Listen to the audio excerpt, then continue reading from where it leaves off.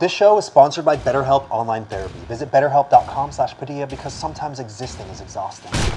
My name's Anthony Padilla, and I spent a day with WILBUR SOOT. We'll uncover the truth about how becoming a massively popular Minecrafter and musician has made him completely rethink his private relationships, what he's learned from angry backlash on the internet, and we'll also hear some stories of some awkward fan interactions.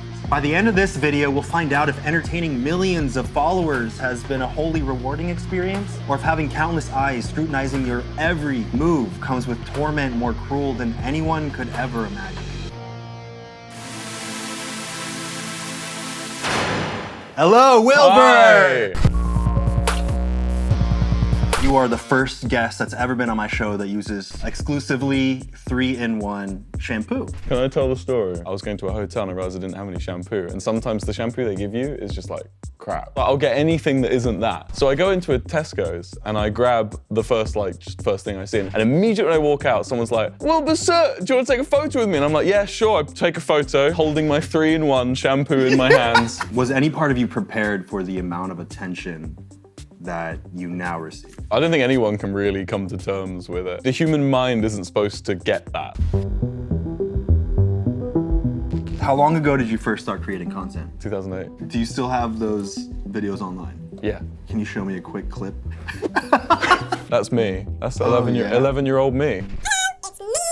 How are you? I bet you want to see my dog. I'm at the same time jealous that you have footage of you this young. I kind of wish I could see what I would do, but also so grateful that this technology did not exist when I was your age, because I don't even necessarily even know what I would do. I'm not that embarrassed by it. I'm actually I don't have a problem with it. How did your content continue to evolve? I made a Minecraft channel in 2011, and then I stepped away from Minecraft, thank God, because I'd progressed beyond Minecraft, you know? What do you think propelled you into the massive popularity that you see today? Luck.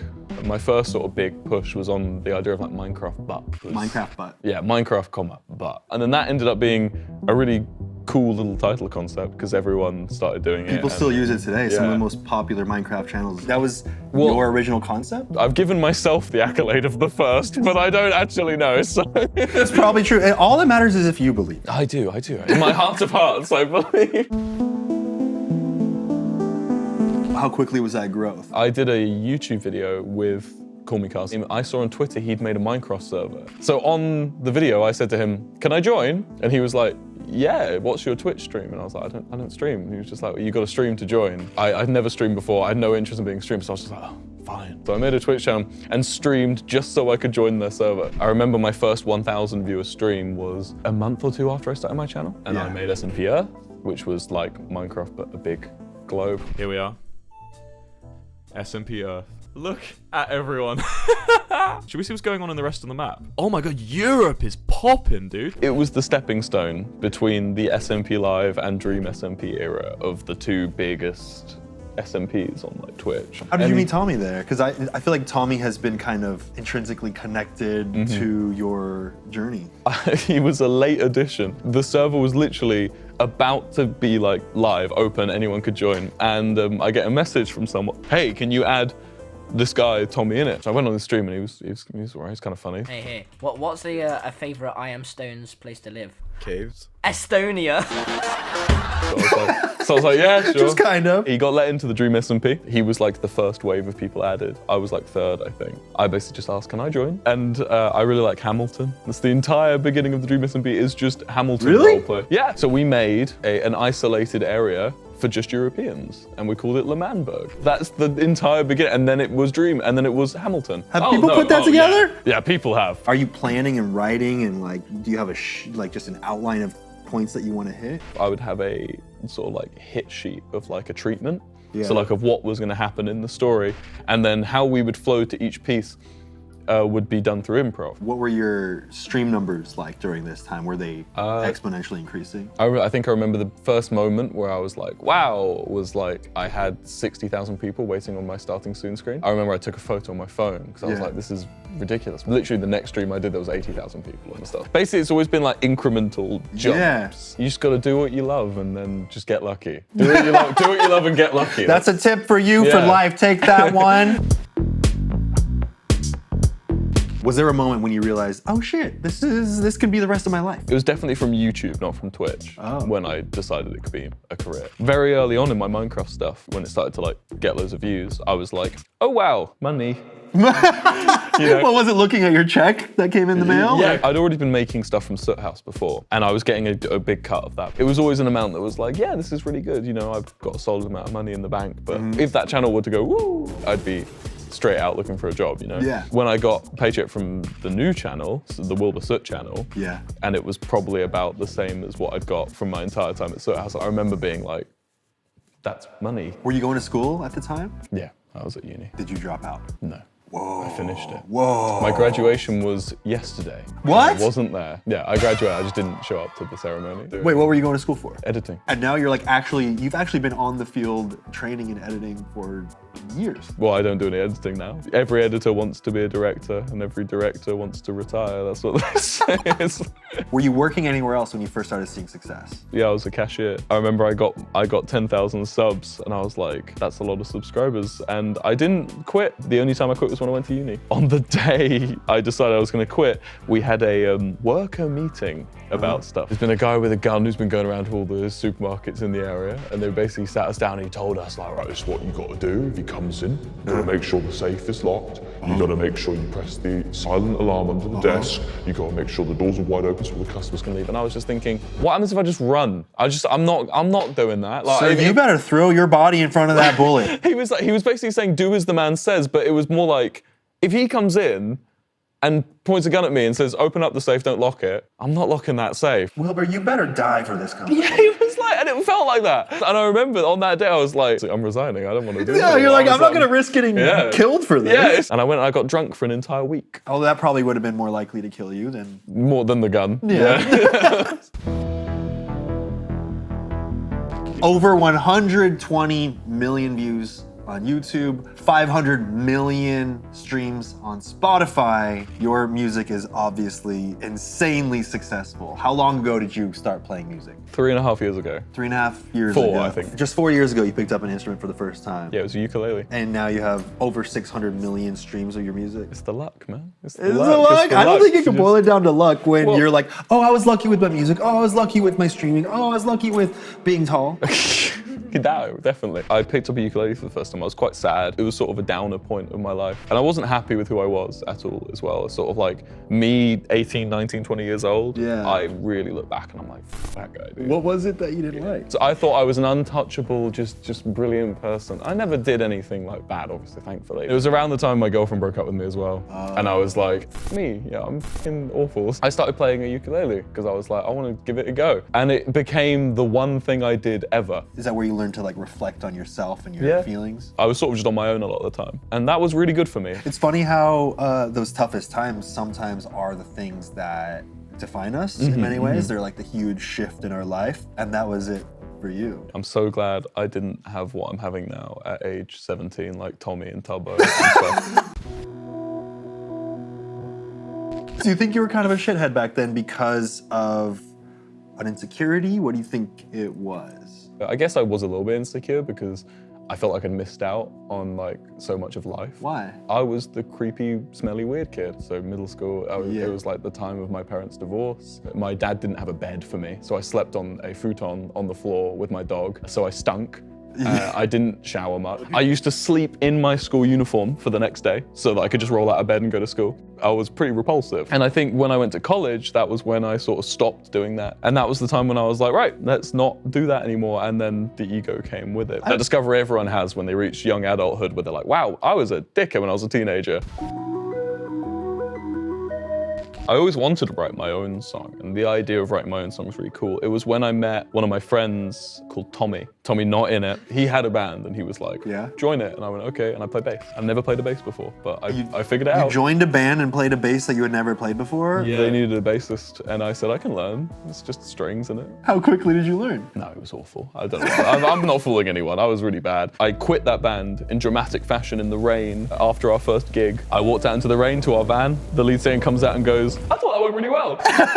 Wait, was he being serious? Yeah, he's being serious. But the lead guitarist from the band is now in my band. You started a band. And I wanted to be the Arctic Monkeys. I wanted to be Two Door Cinema Club. So me and Joe wrote a bunch of songs. We were like, we need a bassist and a drummer. I was in a burger shop with my friend James, and James's friend had a bass on his back. And I went, do you play bass? And he goes, yeah. And I go, do you want to be in my band? And he goes, yeah. And I say, here's my address. And then on the day of studio, we just didn't have a drummer. So I booked Gareth Fiverr, and he comes into the rehearsal, and we play in the songs, and he's just immediately, this is crazy. And I just said to him, do you want to scrap the payment and just join? And he goes, yeah, okay, I'll do it. And then how quickly did Lovejoy blow up? Because it's Like, pretty obviously huge. Yeah, pretty immediately. But that was because of the previous Minecraft stuff. I had a little shortcut, a little cheat sheet. My goal with Lovejoy is to make something that's worth it, that it could have done well without the things. So make something that's worth it, that it, you know, inspires people. Where do you plan to take it? Do you plan to focus more of your energy on the music so it does stand the test of time by itself? Music is so fulfilling to me, and Twitch and YouTube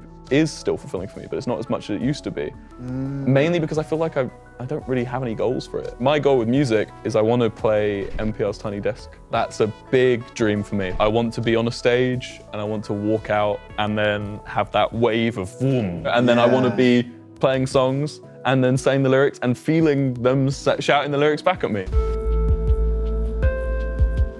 Do you ever fear that everything could disappear as quickly as it came? That's always the fear, I guess, for everyone. The fact of the matter is like, it's rare to not lose your, your drive. I don't check numbers really, or like. I was gonna say, even when you're streaming, do you have your view count on? I have my view count on, but it's very factual looking as opposed to. It's not like a measure of your success or your worth. So like, it's a metric for deciding what I'm gonna do next time. Numbers don't mean how good something is at all. Being the most popular doesn't mean it's the best. And not at all. Being most popular means you're the most popular, which is a good accolade in itself. If you want to treat YouTube like a video game, do it. That's fun, you know, I get that. But it's like, I don't. There was an uproar because you removed your nice guy ballad. It was the first comedy song I ever wrote, making fun of the idea of the nice guy, you know, the misogynistic kind of like, girls only want bad guys, and you know, I was really nice to this girl and she didn't have sex with me. That restraining order was a bit far. All I did was attach a tracker onto your car. Par for the course of these kind of people is that they tend to have a lot of other skewed beliefs. And I was trying to tackle all of these. I was making fun of all of them while playing the character of this nice guy. And one of the lyrics in the song, I say that he was checking to make sure she wasn't seeing any black guys. I thought it was funny making fun of this guy. I played the song live once. And this guy came up to me after the show. And when I thought that lyric was really crap. And I went, yeah, you're right. And I said, well, yeah, that was shit. I changed it to seeing any other guys. And I was just like, oh, I'll leave the video up. But, you know, whenever I played it live after that, I never said black guys, it was other guys after that. Years later, someone finds it and says, look at this. This is bad. Everyone came at it and was like, this is, Will sucks. And I was like, yeah. It does suck. It does suck. Yeah, like this was me 3 years ago. Yeah, I left the song up because it was like, what's the point in apologizing and then hiding everything, you know? I actually deleted it fully a couple months ago. I didn't want to make it about me, it was about the song. So I waited until the backlash died down and I deleted it. Has that pushed you away from making comedy music? No, not at all. I decided that long before I released even half of those songs I named. So I just feel like you can definitely be funny and not offend people. And I think it's more fun that way. I've heard some people imply that Minecraft stan culture is particularly toxic. Have you encountered any of that? I've had weird ones, obsessive, stalkerish. I've had ones who call themselves stans who are just fans. And it's like, it's weird because I would have definitely been a stan had that kind of culture existed when I was a teenager. Was it more so about the community rather than like the people that you were? Absolutely. I think that if you swapped all of us out for different people, they would just stand different people. Most of the things that happen that denote Minecraft stans being toxic occur amongst maybe 1 or 2 people. And the problem isn't stans. Stans are happy. They are enjoying a connection in a time when everyone's locked inside. And they found friends who also do that. The difference is that Twitter will promote the parts that make people angry. Twitter promotes rage culture. Yes, and that's all it is. You have to remember that everything you see is based on anger, and it just takes one person saying something stupid for everyone to... How do you prevent yourself from getting too caught up in the negativity? Go outside. Touch grass. Yeah, genuinely, it's a meme, but it's... Tommy does these vlogs where he goes out and does all these cool stuff. And he always says, I haven't thought about Twitter once. Speaking of controversy, I feel like we need to squash the biggest controversy that you've dealt with. Before we continue learning about the world of Wilbur Soot, How much money is in your bank account right now? When was the last time you had sex? I'd like to really quickly bring your attention to a couple other episodes that may pique your interest, such as I Spent a Day with Dream, Corpse, Rambo, Tubbo, Carl, Tommy Innit, Niachu, legendary OG Minecrafters, Dan CDM, LD Shadow Lady. Holy shit, I have done a lot of episodes relating to Minecraft. Many of those episodes, by the way, are available completely uncensored in their podcast form. Links down below for that. And while you're here, I'd also like to thank you for sitting through these sponsor segments, because without them, many of these episodes wouldn't even be possible. And a huge shout out to BetterHelp for their continued partnership. If you've been keeping up with this series, you know that therapy has been really beneficial in shaping who I am today by allowing me to have empathy for my younger self and therefore understand my current self better.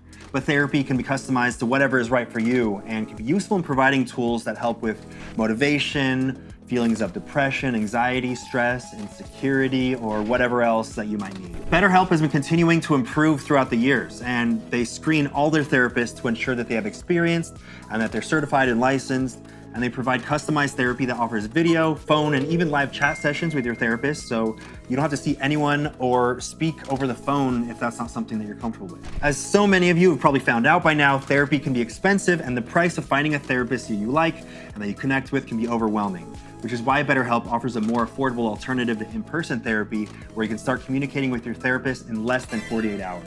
So thank you to BetterHelp who are giving I Spend a Day with viewers and listeners 10% off their first month at betterhelp.com/Padilla. That's betterhelp.com/Padilla. Now back to the world of Wilbur Soot. Speaking of controversy, I feel like we need to squash the biggest controversy that you've dealt with. Okay, I haven't brought this up with you. you haven't. Your glasses, are they real? So I was like panning through my mind, like it's sieving out. Like, what is it? Like, what? I'm not very controversial. The fear in your eyes. Are your glasses real? No. Wow. I'm a sucker for fast fashion. I'm a problem. Let's try them on. There's nothing. My God. I now know what it feels like to be Wilbur. No, you got far too strong a jawline to be Wilbur, so give it back. Do you get recognized in public a lot? What's a lot? Probably at least one time per outing. It's like about 2 or 3. And that's like just the walk to the shops. If I'm Yeah. spending like a day outside, I'll Yeah. be lucky if it's like less than 10. But the majority of the weird ones are just people shouting my name at me. One time I was at a theme park and this kid just goes, "Smash!" And then no one was paying any attention, and all of a sudden it was just hordes. I had one where I was being recognized quite a lot, and then this kid on a scooter wearing a Fortnite hoodie just rolls up to me and just goes, Among Us. and just points at me, and I go, yeah. And he just stares at me, and I go, do you want to take a photo? And he just goes, and just scoots away, silently. Did your feelings get hurt that he didn't want to take a photo with you? Yeah.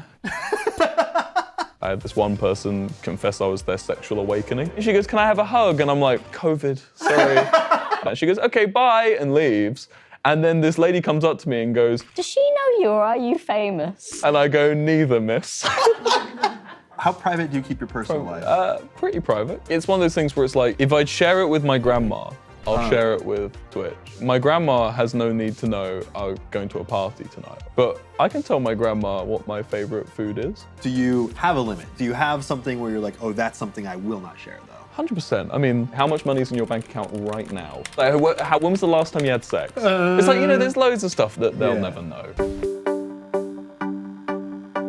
Do you keep your dating life private? Yeah, for sure. It's not something my grandma needs to know. But I have been on dates. Like, Is it a fear in your mind that they know who yeah, you are? every single YouTuber and streamer has that. There have been times when I've definitely caught on like, this person knows who I am. The worst part is when they lie and pretend they've never heard of you. And they're just like, oh yeah, I might have heard. Yeah, maybe a little bit. You can definitely tell when Yeah. they know. And there have been times where I've like had to cool off like, hey, by the way, don't really want to see you anymore. What is next for Wilbur Soot? Lovejoy's album. Full album or EP? Full album. I also just have so many dumb ideas for things. Like, can I tell them? Yeah. Can you like bleep them or something? Yeah, I'll bleep them. Okay, cool. Yeah. I like how this is a common theme in my videos. It's like, tell me your ideas, but the world can't know. Okay, I've got. It's gonna all be like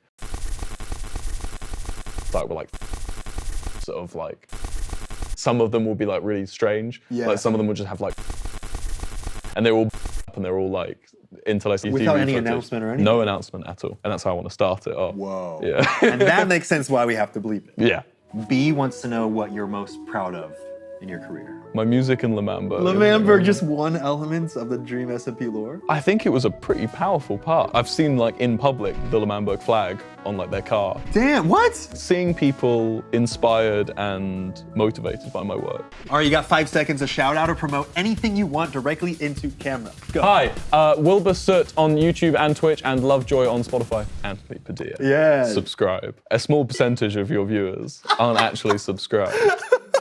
Oh, it's a large percentage. Here's the stat on my face, covering my face right now. Oh yeah, it is right there. And now I'm gonna make it really hard. Oh shit, my editor Here's the stat. Here's the stat. Now I'm gonna rotate the stat with me.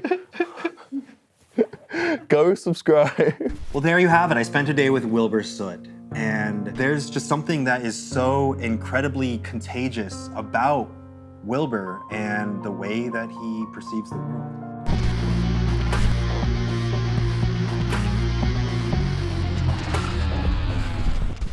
You are very well dressed, sir. Thank you. So are you, Anthony. You fishing for compliment. That's all I wanted to tell you. Thanks for coming on my show. All right, thanks, yes.